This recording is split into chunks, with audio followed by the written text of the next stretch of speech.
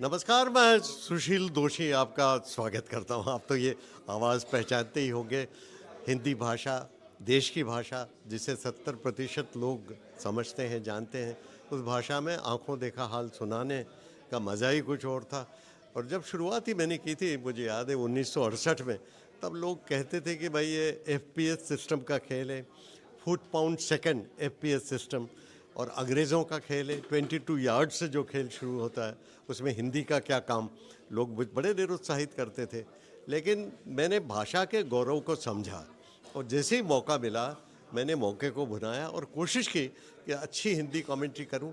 तो इसमें दो फायदे हुए। एक तो हिंदी क्रिकेट के ज़रिए कोने कोने में पहुंची देश में, और दूसरी बात ये हुई कि क्रिकेटर्स निकलने लगे हिंदी भाषा से, क्रिकेट लोकप्रिय हुआ।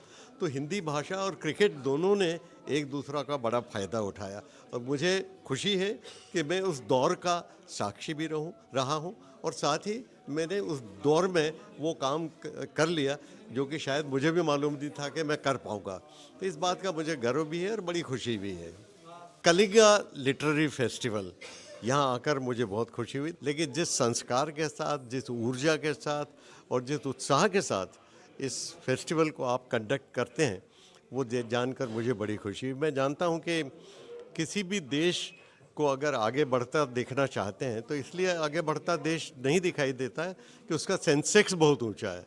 देश वो आगे बढ़ता दिखाई देता है जहाँ की उसकी जो उसके गुणीजनों का सही सम्मान होता है। और मुझे खुशी है कि यहाँ पर आप साहित्यकारों को, साइंटिस्ट को, खेल कूद के लोगों से संबंधित लोगों को, सभी लोगों को बराबर सम्मान कर रहे हैं।